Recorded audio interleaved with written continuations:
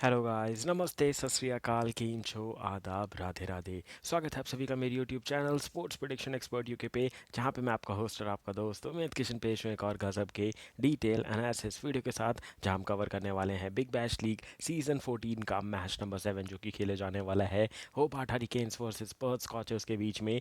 ये double header का दिन है, दो मैच है इस दिन पे। तो ये मैच सुबह 10:30 बजे होगा इंडियन टाइम के हिसाब से, और इसके बाद मैच नंबर 8 होगा नॉर्मल 1:45 वाले टाइम पे। तो दिन में दो मैचेस होने वाले हैं, तो analysis video back to back आने वाले हैं। तो सीट की पेटियां बांध लीजिए और धमाकेदार तरीके से एनालिसिस देखते रहिए, ग्रैंड लीग और स्मॉल लीग की टीम लेते रहिए और बैठे बैठे पैसे कमाते रहिए। तो चलिए करते हैं शुभारंभ इस गजब के मैच का, जहाँ पे धमाकेदार होने वाला है ये मैच, क्योंकि जब भी ये दोनों टीमें बीबीएल में आमने सामने होती हैं तो एक सबसे ज़्यादा लो स्कोरिंग मैच देखने को मिलता है, या फिर एक ताबड़तोड़ हाई स्कोरिंग 400 प्लस का मैच देखने को मिलता है। तो देखना इंटरेस्टिंग होगा ये मैच किस करवट जाता है। तो देर किस बात की, बढ़ते हैं आगे, सारे पॉइंट्स कवर करेंगे। जैसा कि आप हमारी पूरी एक्सरसाइज जानते हैं, जो अभी आपको दिखेंगे सारे पॉइंट्स हम कवर करने वाले हैं एक एक करके हमारे हॉट टॉपिक्स में। Match preview, team news, expected playing 11, pitch and ground report, player stats, fantasy cricket tips, grand league और स्मॉल लीग के best choice, and finally my prediction section में मिलेगी आपको मेरी final team based on my complete analysis and my complete research. Top right corner पर दिखेगा आपको मेरा टेलीग्राम चैनल का लोगो, यूट्यूब चैनल का लोगो, इंस्टाग्राम का लोगो। तो जहाँ जहाँ जितने भी सोशल मीडिया प्लेटफॉर्म है, सब जगह आप सब्सक्राइब कर सकते हैं, ज्वाइन कर सकते हैं to get all the cricketing related updates. और साथ ही साथ 3,000 सब्सक्राइबर के हम लोग बहुत ज़्यादा करीब है। तो फटाफट से चेक कीजिए आपने सब्सक्राइब किया है कि नहीं, फटाफट से चैनल को सब्सक्राइब कर दीजिए, वीडियो को लाइक करते हुए चलिएगा। और अगर आप नए हैं तो मेंबरशिप भी ले सकते हैं, जो कि मात्र 29 रुपीज़ के लिए है। और वहाँ पे प्राइम लेवल की टीम मिलती है और थोड़ी एक्सक्लूसिव टीम मिलती है। अगर आपको किसी मैच की डेडिकेटेड एक्सक्लूसिव टीम चाहिए तो वो वहाँ मिल सकती है, ऑप्शनल है, कंपलसरी नहीं है। तो देर किस बात की, नेक्स्ट टॉपिक की ओर बढ़ते हैं।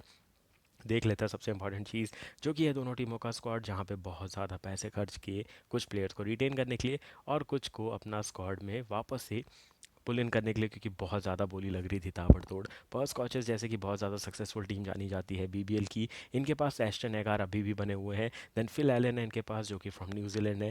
देन माशी बियर्डमैन दिखेंगे, जेसन बेहरेंडॉफ, कूपर कॉलोनी जो कि इनके बेस्ट ऑलराउंडर है। फिर आपको दिखेगा सेम फैनिंग, एरन हार्डी, निक हैप्सन, फिर मैथ्यू हर्ड्स, जॉश इंग्लिस इनके पास एक बहुत अच्छे ओपनर अवेलेबल है, बट उनसे ओपनिंग नहीं करवाई जाती है, मिडिल ऑर्डर में खिलाते हैं उनको। देन आपको उसके बाद दिखने वाले हैं कीन्स्टन जेनिंग्स, किटन जेनिंग्स बहुत अच्छे प्लेयर है। देन आपको दिखेंगे ब्राइस जैक्सन, मैट कैनी, मिच मार्च जो कि बीजीटी खेल रहे हैं तो अवेलेबल नहीं है। लांस मॉरिस फास्ट बॉलर है, बहुत लंबे कद के हैं। उसके बाद आपको जाल रिचर्डसन दिखेंगे, मैथ्यू स्पॉट्स दिखेंगे, then Ashton Turner and Andrew Tye. तो इनके पास बहुत अच्छा बॉलिंग लाइनअप है, खासकर 140 प्लस डालने वाला बॉलिंग लाइनअप। और ऑलराउंडर्स के भी ऑप्शन बहुत अच्छे हैं, जहाँ पे एस्टन एगार जो कि टीम को लीड करते हैं, वो खुद अपने आप को बहुत अच्छा बॉलिंग ऑप्शन समझते हैं और टाइमली अपने आप को यूज़ करते हैं, और जब ज़रूरत पड़ती है तो एरन हार्डी को प्लेइंग 11 में ला के यूज़ करते हैं। तो इनकी स्ट्रैटेजी और प्लानिंग काफ़ी ज़बरदस्त होती है। बट बात करेंगे यहाँ पे होबार्ट हरिकेन्स की, जिनके पास बहुत सारे ऑप्शंस थे कैप्टन बनाने के, बहुत सारे ऑप्शंस रहते हैं प्लेइंग 11 बनाने के। बट जब टीम ग्राउंड पे उतरती है तो थोड़ी हल्की नज़र आती है दिए हुए दिन पे। तो पिछला सीज़न भी इतना कुछ खास प्रदर्शन नहीं कर पाए थे। इनके पास है मार्कल बीज, उसके बाद चालीसी दिखेंगे आपको, निखिल चौधरी हैं, ओरिजिन फ्रॉम इंडिया। तो आपको याद होगा पिछले साल कमेंट्री में आप कैसे हो, मैं ठीक हूँ भाई, ऐसा करके कुछ कमेंट हुआ था इंग्लिश कमेंट्री में। ब्रेटली बात कर रहे थे निखिल चौधरी से।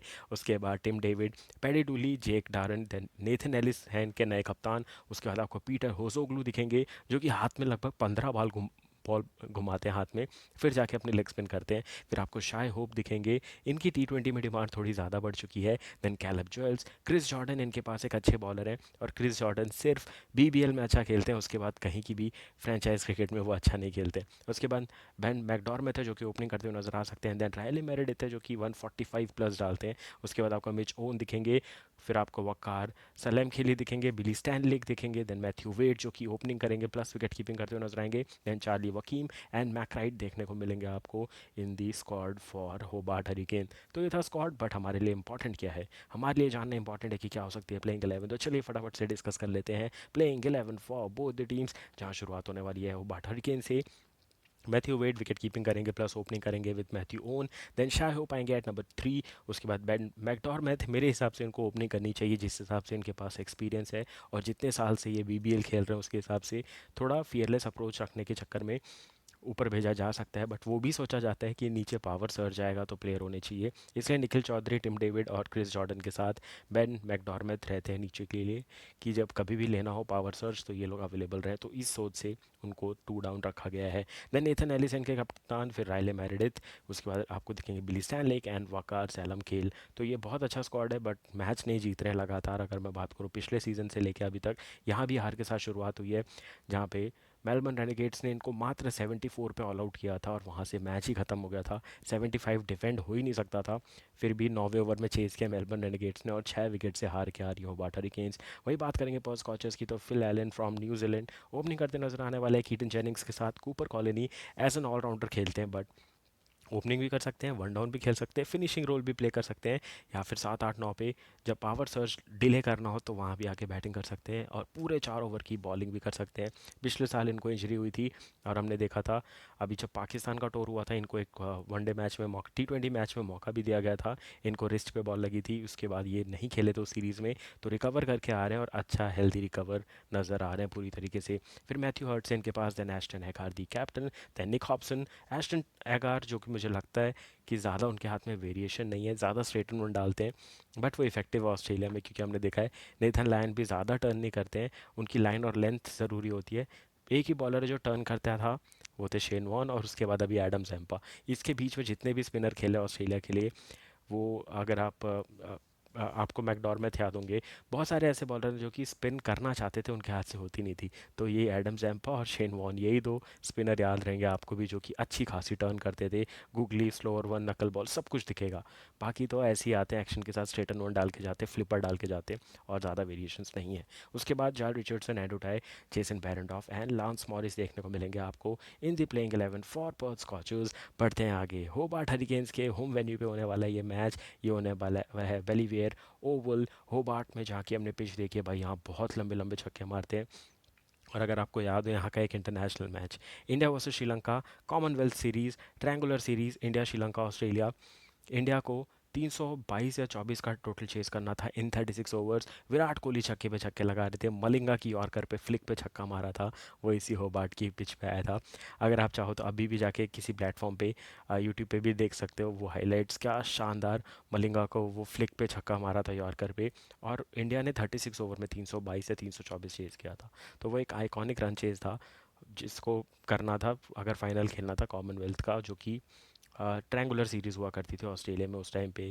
2000, अब मेरे को एग्जैक्ट याद नहीं, 14 15 का टाइम था, फिर उससे पहले, बट आप सर्च करोगे तो पक्का मिल जाएगा। तो यहाँ की पिच बैट्समैन के लिए काफ़ी अच्छी है, बस आपको थोड़ा बॉल पे जज करना पड़ेगा। 2 4 बॉल आपने जज कर ली, 2 4 बॉल का टाइम आप ले सकते हो, फिर आप पूरी तरीके से चल सकते हो इस मैच में। स्पिन होती है इस पिच पे, आप सोचोगे पेसर्स पेसर्स चलेगा तो यहाँ पे खतरा हो सकता है, तो मैं यहाँ पे खतरा सोच रहा हूँ पर्स स्कॉचर्स के लिए, जिनके पास ज़्यादा स्पिनिंग ऑप्शन नहीं है, जो है वो पार्ट टाइम ऑलराउंडर स्पिनर्स हैं, बाकी पूरी पेस बैटर के साथ उतरती है पर्स स्कॉचर्स, तो उनको थोड़ी डिफिकल्टी हो सकती है इस पिच पे।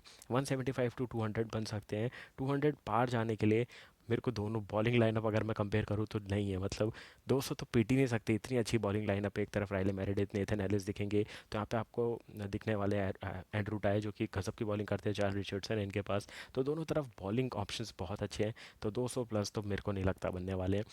अब तक बात करूँ, जो 20 रीसेंट मैच हुए हैं, 9 जीती है पहले बैटिंग करने वाली टीम, 10 जीती है चेजिंग टीम। फर्स्ट इनिंग का एवरेज स्कोर है 147 का, सेकंड का है 138 का।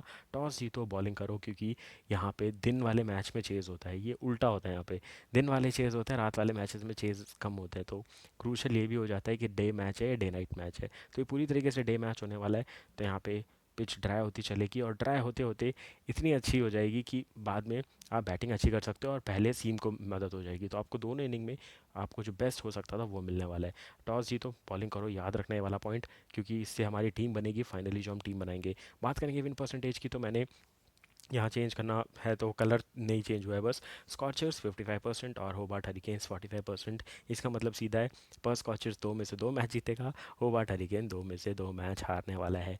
बढ़ते हैं आगे, देख लेते हैं क्या कुछ घटा था इनके पहले मैच में। तो कूपर कॉलोनी ने बनाए थे लीडिंग रन्स, जो कि थे 64, then Ashton Turner 37, 27 Nick Hobson 6 run बनाए थे फिल एलन ने, then Keaton Jennings 4 run and Matthew हर्ट्स 4 रन। इसलिए मैंने आपको बोला था हम पहले 5 मैच में फैंटेसी नहीं खेलेंगे, क्योंकि अभी ये सीज़न स्टार्ट हुआ है।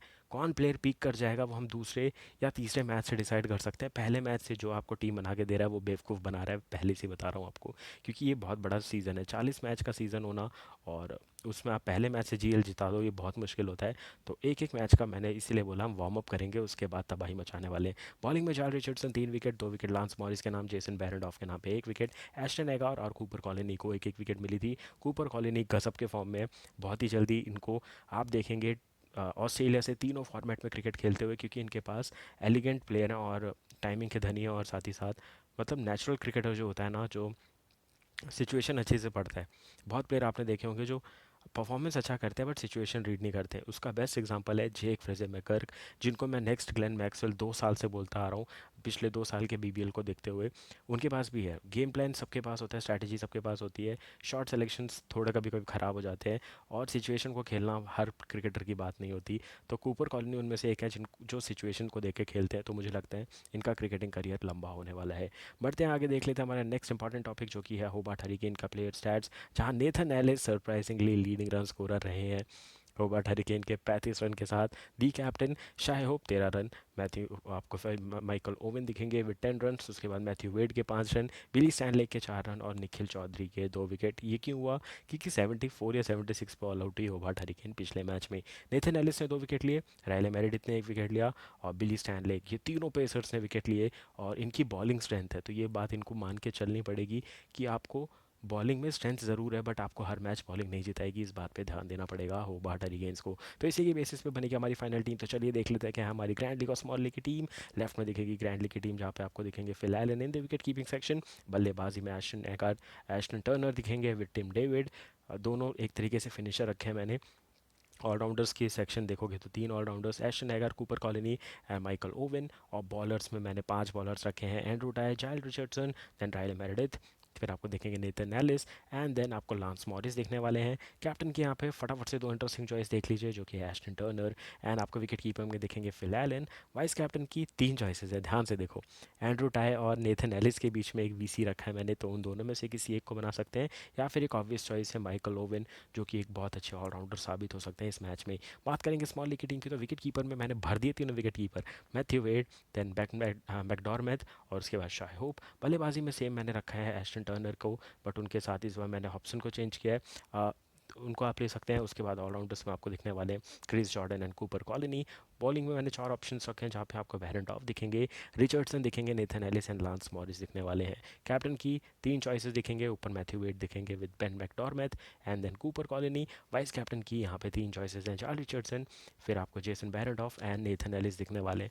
मैं ट्राई कर रहा हूँ जितने ज़्यादा वाइस कैप्टन मैं बॉलर्स को बना सकूँ, क्योंकि बॉलिंग फ्रेंडली पिच है और दोनों के पास पेसर्स अच्छे हैं। तो बॉलर्स में किसी एक को वाइस कैप्टन या फिर रिस्क लेना, तो कैप्टन बना के देखो, अच्छी खासी ग्रैंड लीग विन होने वाली है इस मैच में। 10:30 बजे होगा ये मैच शुरू, 10:10 पे मैं टीम देने का ट्राई करूँगा, क्योंकि यहाँ पे टॉस के बाद तुरंत से टीम मिल जाती है। तो जितना जल्दी टॉस पे पता चलेगा प्लेइंग 11, उतनी जल्दी टीम मिलेगी आपको टेलीग्राम पे, यूट्यूब पे एज अ शॉर्ट वीडियो। तो फाइनल टीम ज़रूर से ले लीजिएगा। तो मिलूंगा बहुत जल्द मैच नंबर 8 के एनालिसिस वीडियो के साथ, तब तक के लिए thank you for watching, take care and bye.